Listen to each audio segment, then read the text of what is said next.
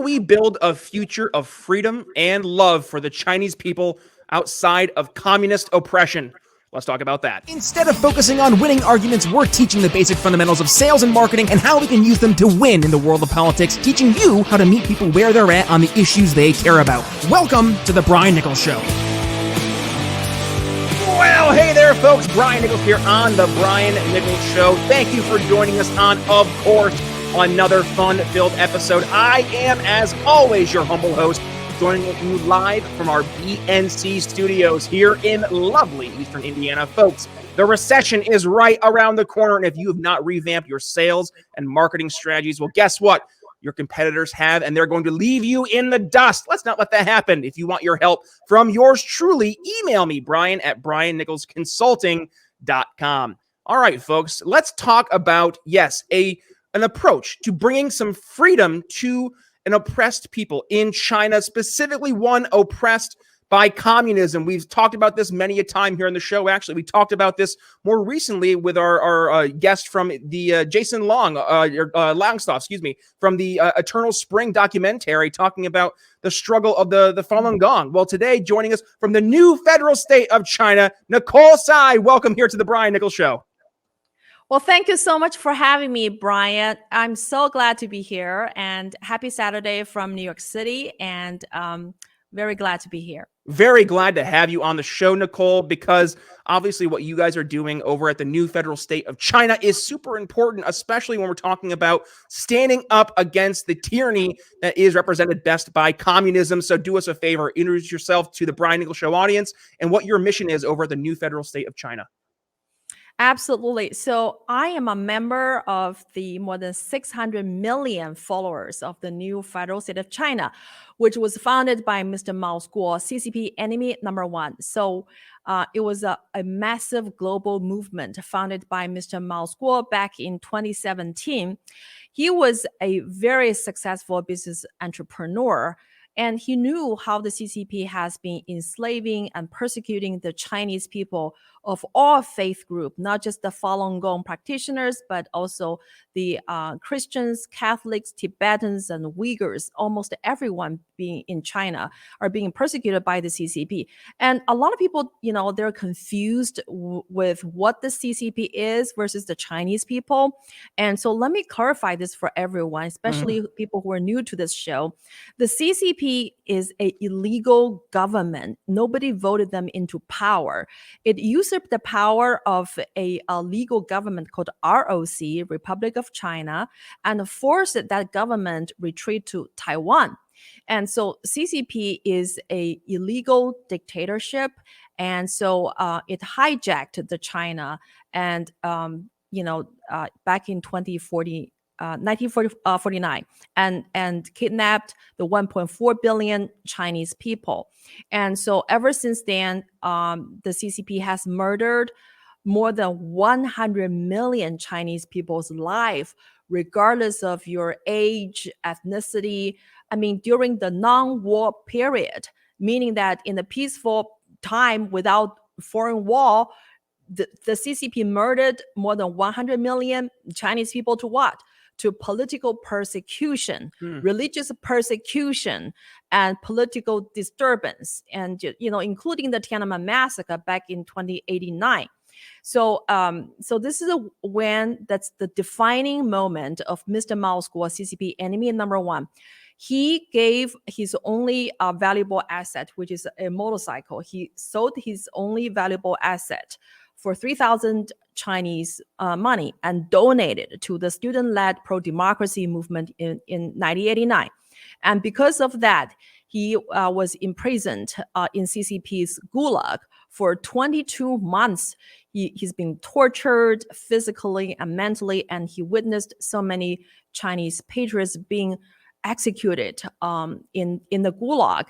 And he also lost his younger brother right before his eyes. I mean, his brother was shot to death, collapsed before his eyes by the CCP policeman.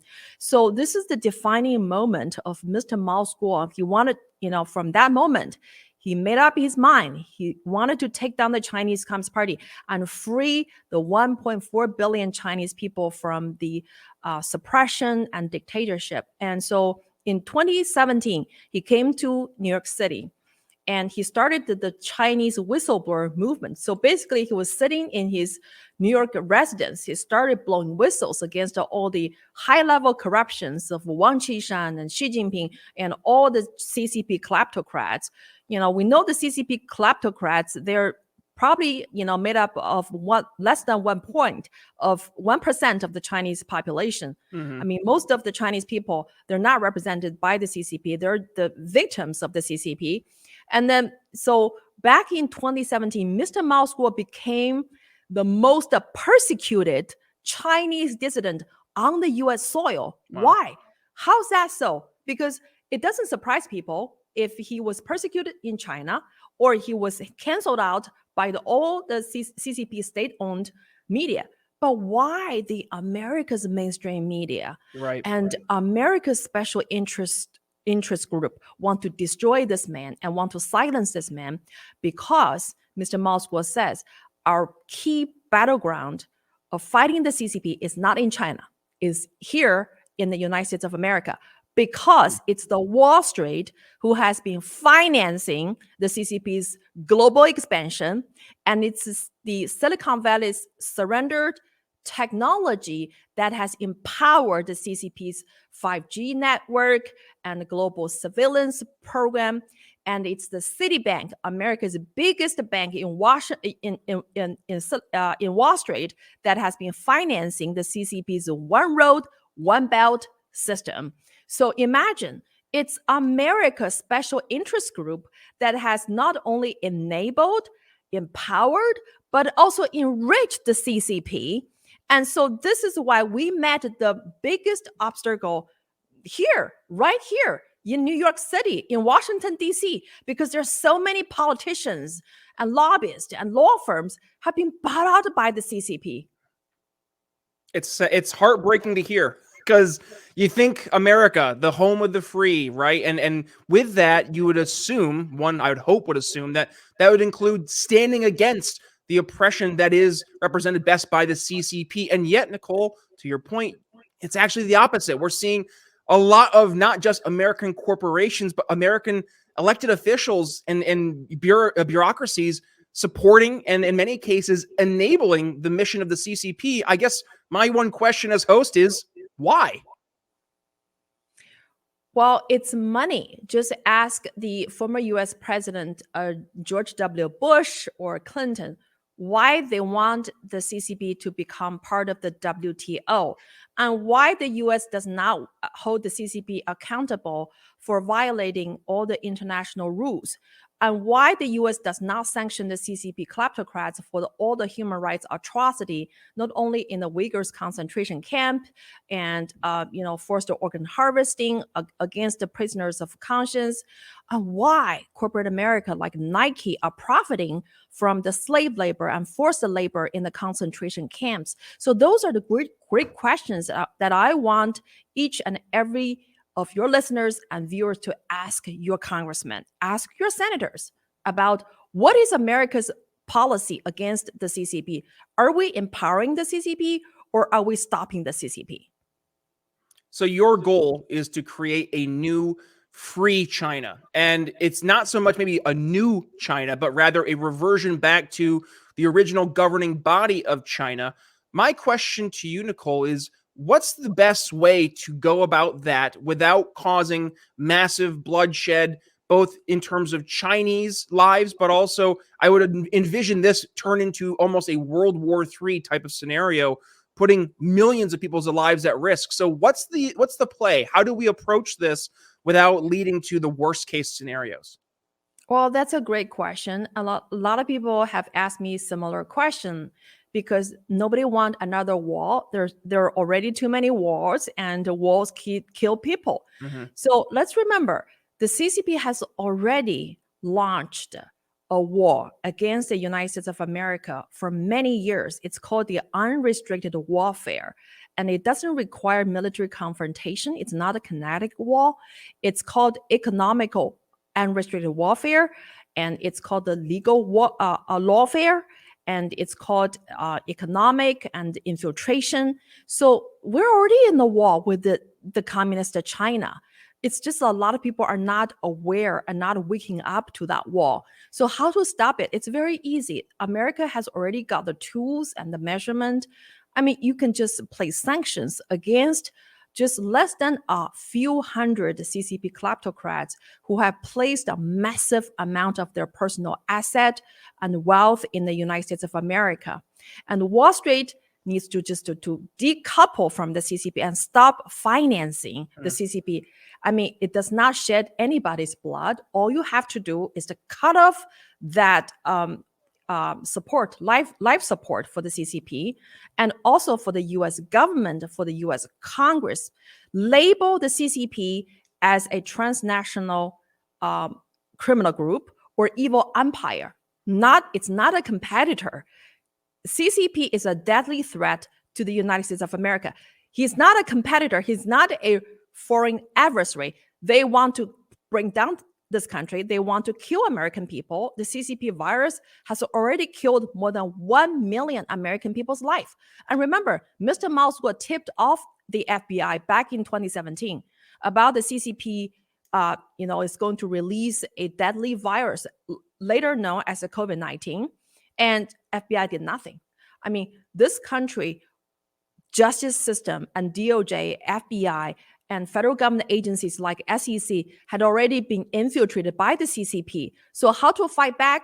Just dig out, expose the sellout, hold them accountable, and place sanctions against a handful of the CCP kleptocrats, freeze their personal assets, and bring them to court, and free the Chinese people. It's very easy to do so. But why they haven't done that? Because there's so many special interest groups in this country. Their personal wealth and their career success is wholly dependent on keeping the CCP in power. And that's the most scary thing of all. American people should be terrified, but it's a very, very tragic, sad reality that everybody needs to be aware of.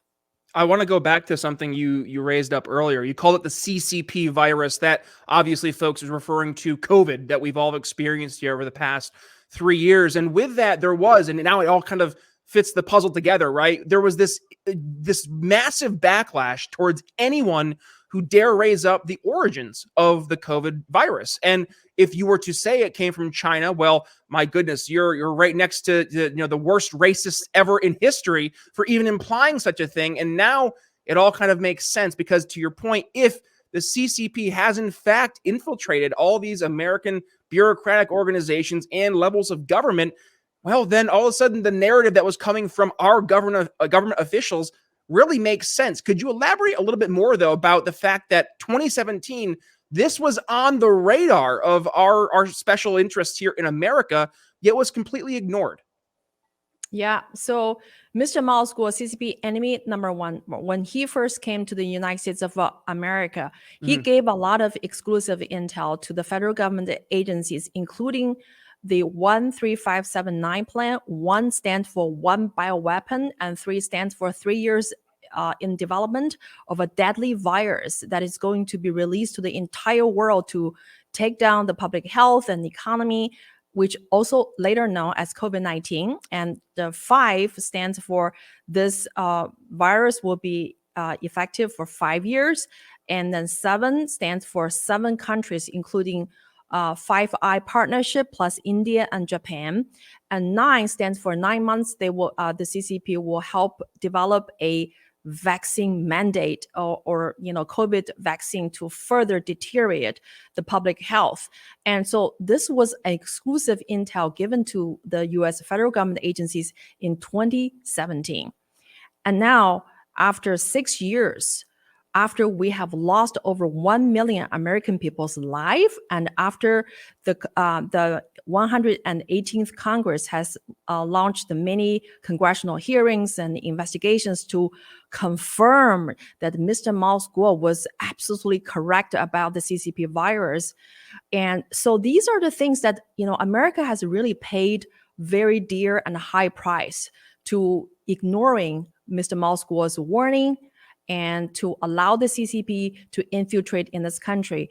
And also, let's also not forget who funded the technology of the development of the COVID-19. It's NIH. It's Fauci.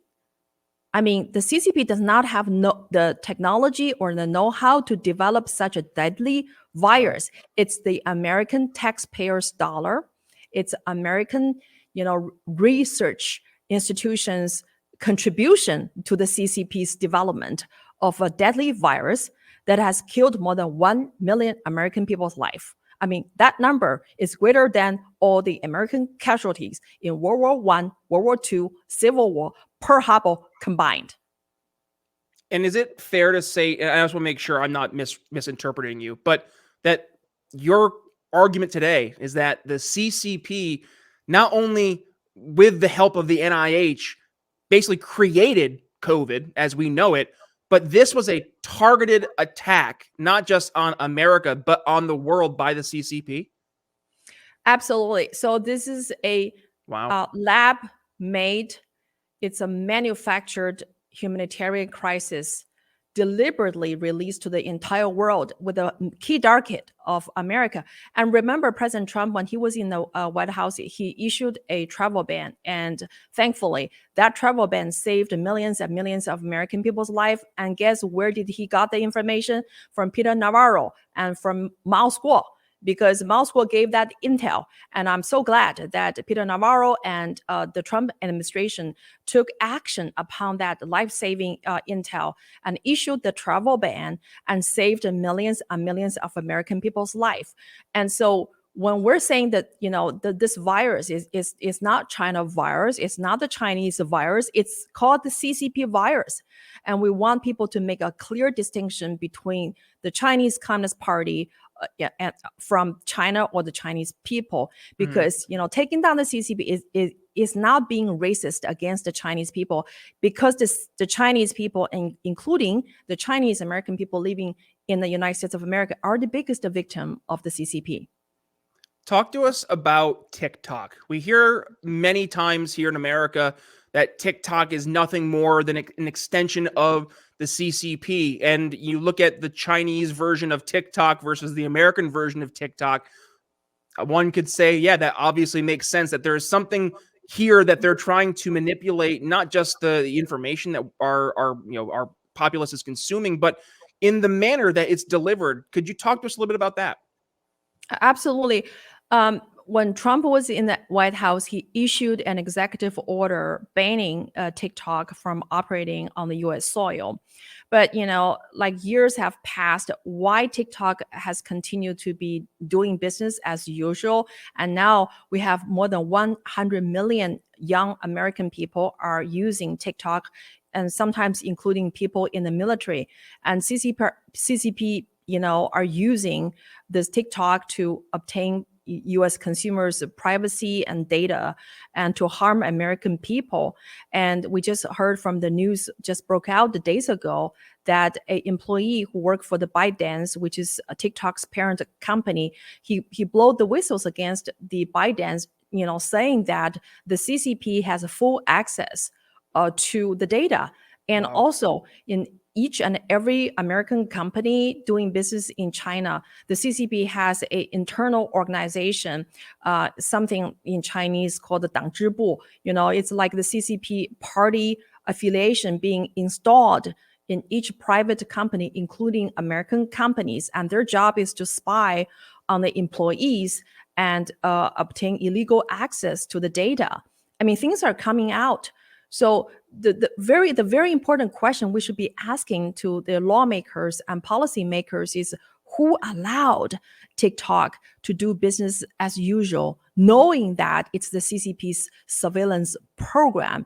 Because the TikTok and ByteDance has hired many prominent lobbyists in Washington, D.C. to do its dirty bidding, to influence the Congress and to influence the administration. And we know 31 former U.S. congressmen and senators, and including 2 former U.S. senators, were part of that influence peddling campaign. Wow. Because, so, Daily Caller and a number of news report has disclosed who are involved. They named the names. So, I'm not making things up, and I'm not spreading conspiracy theory. These are being verified, and you should place a phone call to double check. I mean, it's really the American proxies helping the CCP to stay in this country, to further infiltrate in this country. What's the line, I guess, because there is a fine line between our American First Amendment rights and what we're talking about here with TikTok? How do we juggle both the freedom of speech with quite obviously a company that's basically an arm of the CCP from a propaganda standpoint? Well, let's use the example of Twitter. Mr. Mao scored a CCP enemy number one when he first started blowing whistles against the CCP in 2017. He's among the first one to be permanently banned by Twitter. I mean, he was not, spreading any of his personal opinion against the American political parties. He was just blowing whistles against the CCP, and Twitter banned him permanently. And all of our Chinese whistleblower movement members, we have been suppressed by Twitter. And Twitter also installed a CCP agent in its board, and that her name is Fei Li. She's at Stanford University, and she's specialized in AI technology. I mean, and also in one of the congressional hearings last year, I mean, we heard from that congressional hearing that they were CCP spies on Twitter's payroll. So Twitter is not an American company. It's a CCP propaganda tool. They took orders from Xi Jinping and started cracking down on the Chinese dissidents, and including the critical voice against the CCP, and mostly these are the conservative people in this country. What would you say is the biggest challenge that you're currently facing when standing against the CCP? Well, I think our biggest challenge is that this country is not doing enough work, and I'm talking about congressional work. The Congress has not been, coming after America's inside threats, because these people are doing the dirty bidding for the CCP inside the DOJ, inside the justice system, inside the Capitol Hill, and inside Washington, D.C. And these people can do far more greater harm to this country's national security than a Chinatown secret police station or people in communist China, because these people have access to the White House, to the power, to the influence, and they can influence policy making, and they can compromise politicians. So it's really the inside threats that has also become our biggest challenge to fight the CCP. I mean, we want to take down the CCP, but the American sellout and proxies are standing in the way. So as we go towards the end of the episode, the audience knows we like to do final thoughts. And I guess I'll kick things off with my final thoughts. And that is, I think from what we heard today, Nicole, and you're painting a very nice picture here for the audience to follow through. It's not so much a matter of trying to weaponize our military against China and the CCP to actually go towards another war, but to rather stop the enablement of the CCP, both from our politicians, from our bureaucracies, but also from the financial sector, whether it's our American corporations who are enabling the CCP, whether it's Wall Street or, as you mentioned, Silicon Valley, who are bought and paid for by the CCP. And it's on us as consumers to actually stand up and ask for them to be held to account. And if we're not doing that part as consumers, then we are nothing more than enabling the process. So I think it's very important for us to take what we learned today from this episode and actually do something about it. So that's my final thoughts for the episode today. Nicole, what do you have for us on your end? And thank you. Your final thoughts summarize mine. And I also want to take this opportunity to let all of your viewers and listeners know that Mr. Mao scored CCP enemy number one. And the guy who has provided so much life-saving exclusive intel to the U.S. federal government agencies are currently being detained in the Metropolitan Detention Complex in Brooklyn without bail. And so at the same time, all the real criminals, the murderers, the rapers, and the people who really committed billions of dollars of fraud, like the founder of FTX and even the CCP New York secret police stations operatives, these people were out. I mean, I want everybody to think about this. CCP enemy number one, America's greatest asset to fight the CCP, are being kept in jail without bail. And the real criminals and the politicians and lawmakers who have been bought out and owned by the CCP, they're walking free. They're enjoying the freedom. This doesn't sound right. And this is very alarming to all the American people. That's my final thought. And you can follow us on NFSC Speak on Twitter and NFSC Speaks on Getter. Also visit our website, nfscofficial.com, to learn more about explosive, exclusive intel that the mainstream media and your federal government agencies does not want you to know. Nicole, this has been a very enlightening conversation, which to the approach we take here at the Brian Nichols Show, we like to leave folks educated, enlightened, and informed. And I think we checked all three of those boxes today. So thank you for that. And with that being said, folks, if you got some value from today's episode, well, this is one of those episodes I will scream from the rooftops. Please go share. And also, please, if you found yourself frustrated, upset, angry, whatever the emotion you're taking away from this episode, don't just hit the end of this episode and go to the next podcast. Please move forward and do something, whether it's changing your buying behaviors, your consuming behaviors, or reaching out to your local elected officials and asking them to do something. And again, we're not saying just to do anything. We're asking them to stand up and stop the enablement of the CCP. And that can be done without military force, without bloodshed, but rather just by us changing the behavior that we're engaging in right now. So thank you, Nicole, for joining us. And folks, by the way, if you are joining us here on the YouTube version of the show, which I know a majority of you actually do when you're consuming the video content, well, please stick around because I mentioned it earlier. I got the gentleman's name wrong, who was the director. It's Jason Loftus, who was the director of Eternal Spring, which we dig into detail about the persecution of the Falun Gong. That episode will be popping up right about here, so please continue your viewing pleasure here. But otherwise, if you are joining us on the podcast version of the show, well, yes, we do have the video versions of the show over on YouTube, on Rumble, plus you have the entire episode plus my